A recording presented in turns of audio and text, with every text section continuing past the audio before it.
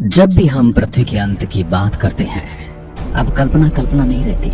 देखते हैं, कभी भड़के हुए परमाणु युद्ध को देखते हैं और कभी ग्लोबल वार्मिंग जो सब कुछ जला देती है। कभी सूरज की मृत्यु को सोचकर ही हम डर जाते हैं, परंतु मृत्यु हमेशा शोर करके नहीं आती। सबसे खतरनाक अंत वो है जो हमें पता ही न चलने दे कि वह आ चुका है। वो न तो टकराता है, न विस्फोट करता है, न आग बरसाता है।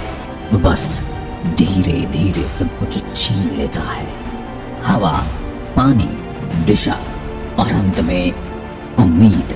और जब तक हमें एहसास होता है कि पृथ्वी मर रही है, दरअसल वो मर चुकी होती है।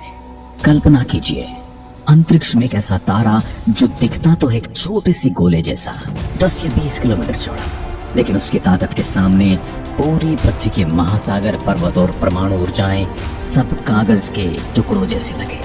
एक ऐसा तारा जिसके पास अगर पृथ्वी पहुंच भी जाए तो बिना छुए ही पृथ्वी पर बसे जनजीवन को अस्त व्यस्त कर दे।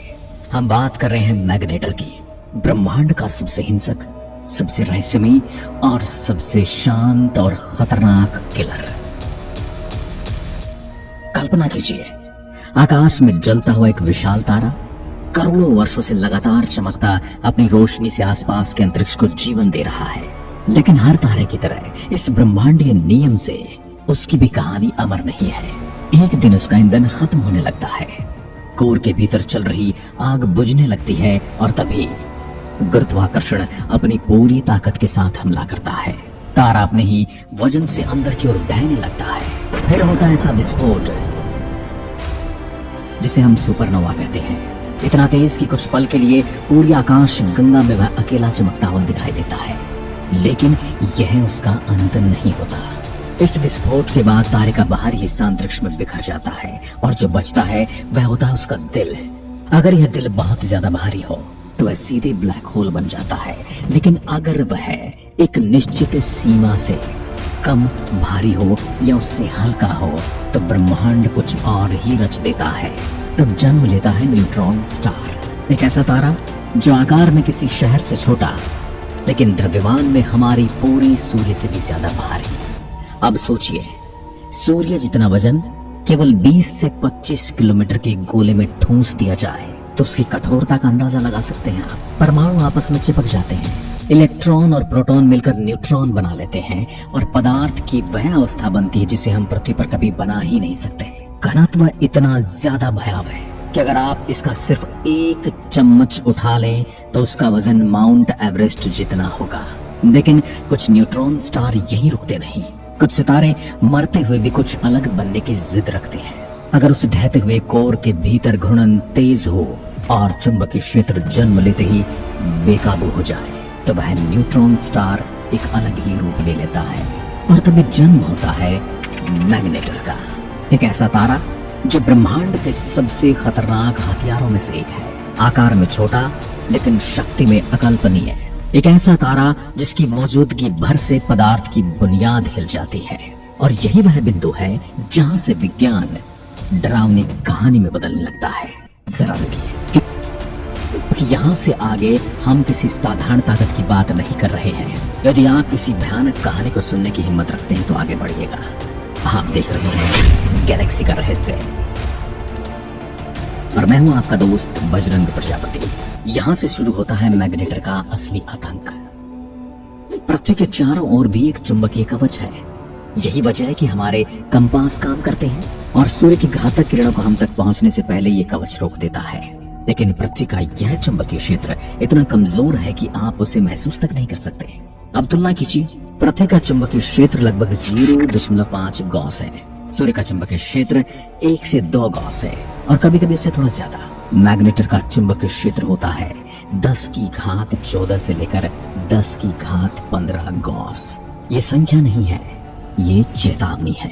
इतनी शक्तिशाली कि अगर इसे शब्दों में बदला जाए तो कहना पड़ेगा मैग्नेटर का चुंबकीय क्षेत्र पृथ्वी से 1 लाख अरब गुना ज्यादा ताकतवर होता है। अब सोचिए, यह कोई ऐसी ताकत नहीं जो चीज को अपनी ओर खींचे, ये ऐसी ताकत है जो चीज को फाड़ देती है।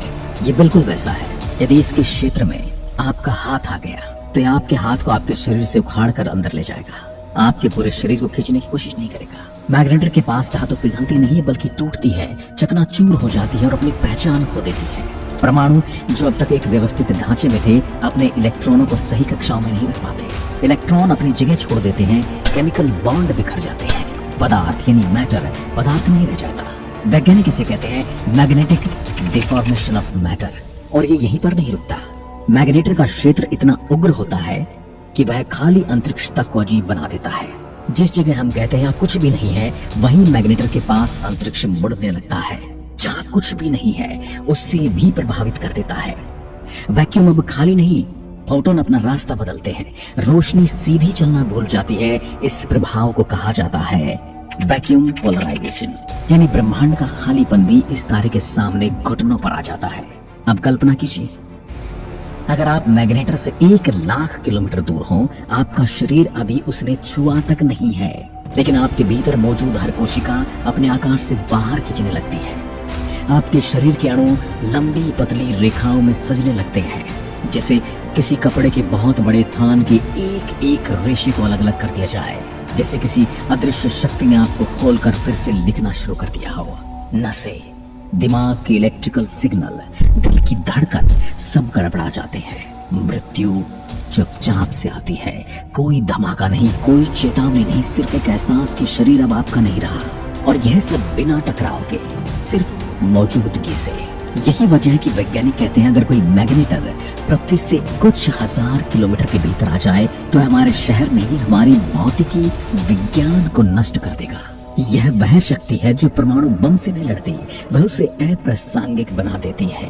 और यही बेकाबू चुंबकीय क्षेत्र एक और भयानक चीज को जन्म देता है, मैग्नेटर की सतह पर होने वाले स्टार क्वेक। और जब ये स्टार क्वेक आते हैं तब उसकी सतह टूटती है, और जब यह टूटती है तो ब्रह्मांड खुद को हिलता हुआ महसूस करता है।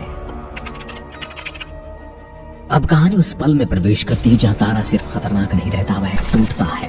और जब कोई मैग्नेटर टूटता है तो ब्रह्मांड इसकी आवाज को बहुत दूर तक सुनता है। जब तारे की खाल फटनी शुरू होती है, हम पृथ्वी पर भूकंप देखते हैं, धरती हिलती है, इमारतें गिरती हैं, और कुछ सेकंड में सब कुछ बदल जाता है। लेकिन अब उस पैमाने को कल्पना से बाहर फेंक दीजिए, क्योंकि मैग्नेटर पर जो होता है वह भूकंप नहीं है, वह स्टार क्वेक है। मैग्नेटर की सतह मिट्टी या चट्टान जैसी नहीं होती, वे होती है अत्यंत कठोर न्यूट्रॉन क्रिस्टल की एक परत, इतनी सख्त कि ब्रह्मांड में उससे ज्यादा मजबूत चीज शायद ही कोई हो। लेकिन समस्या ताकत की नहीं है, समस्या है उसके नीचे कैद एक चुंबकीय राक्षस की। मैग्नेटर का चुंबकीय क्षेत्र लगातार अपनी सतह को मरोड़ता रहता है, खींचता है, दबाता है, जैसे कोई विशाल शक्ति अंगड़ाई ले रही हो। अरबों टन का दबाव धीरे धीरे उस पतली सी परत में जमा होता रहता है। और फिर एक ऐसा पल आता है जहां कोई चेतावनी नहीं, कोई काउंटडाउन नहीं, सतह चटकने लग जाती है। पूरे तारे पर दरारें पड़नी शुरू हो जाती है। ये दरारें कुछ मीटर की नहीं होती, ये दरार पूरे तारे को चीर कर रख देती है। और उसी क्षण मैग्नेटर अपनी जमा की हुई ऊर्जा एक झटके में अंतरिक्ष में बोल देता है। गामा किरणें, एक्सरे किरणें, रेडिएशन का तूफान इतना तेज कि कुछ सेकंड के लिए वह पूरी आकाश गंगा में सबसे चमकीली चीज बन जाता है। इतिहास का सबसे भयानक स्टार क्वेक 2004 में आया था। एक मैग्नेटर जिसका नाम था SGR 180620। यह पृथ्वी से लगभग 50,000 प्रकाश वर्ष दूर था, बहुत दूर, इतना दूर कि कोई खतरा होना ही नहीं चाहिए था। लेकिन जब इसमें स्टार क्वेक हुआ तो पृथ्वी के चारों ओर घूम रहे सैटेलाइट कुछ सेकंड के लिए अंधे हो गए, रेडियो सिग्नल डगमगा गए, वैज्ञानिक स्तब्ध रह गए। इतनी दूर से इतना असर। अब जरा सोचिए, अगर यही स्टार क्वेक पृथ्वी से सिर्फ 10 प्रकाश वर्ष दूर होता तो क्या होता? पृथ्वी की ओजोन परत जल जाती, रेडिएशन सीधे जमीन तक पहुंचता, समुद्र की ऊपरी परत जैविक रूप से मर जाती, टेक्नोलॉजी एक झटके में खामोश हो जाती, और धमाका नहीं, कोई आग नहीं, बस हम लोग एक बार फिर से उस युग में आ जाते जहां सब काम हम अपने हाथों से कर रहे होते। तब हम फोन पर बात नहीं कर पाते, हमें किसी से कुछ कहना होता तो हमें पर्सनली ही उसे वह बात कहनी पड़ती, या फिर लिखित में उसे मैसेज भेजने पड़ते। और ये सब क्यों होता? एक तारे की सतह पर आई एक दरार से, जो कि हमसे 1000 प्रकाश वर्ष दूर है। सोचिए, इस ब्रह्मांड में हमारा अस्तित्व क्या है? स्टार क्वेक के बाद भी मैग्नेटर शांत नहीं होता, स्टारक्वेक के बाद वह और भी ज्यादा अस्थिर हो जाता है। उसका दिमागी संतुलन बिगड़ जाता है। उसका चुंबकीय क्षेत्र और ज्यादा विकृत और ज्यादा खतरनाक, और यही कारण है कि मैग्नेटर बार बार फटता है, हर बार अलग पैमाने पर। कुछ स्टारक्वेक इतने छोटे होते हैं कि सिर्फ वैज्ञानिक ही नोट कर पाते हैं, और कुछ इतने बड़े कि ब्रह्मांड उन्हें याद रखता है। यही वजह है कि मैग्नेटर को सोता हुआ राक्षस नहीं कहा जाता, उसे जागता हुआ विनाश कहा जाता है। अब सोचिए, अगर ऐसा ही कोई स्टारक्वेक पृथ्वी के पास हो, सिर्फ पास, उसे पृथ्वी से टकराने की जरूरत नहीं है, बस मौजूद होना ही काफी है। और यही से कहानी पृथ्वी की ओर मुड़ती है, क्योंकि अगला सवाल अब काल्पनिक नहीं है। अगला सवाल ये है, अगर पृथ्वी मैग्नेटर के पास चली जाए तो पहला दिन कैसा होगा? और वह दिन किसी तबाही वाली फिल्म जैसा नहीं होगा, कहीं ज्यादा खामोश और कहीं ज्यादा भयानक। अब कल्पना नहीं रहती,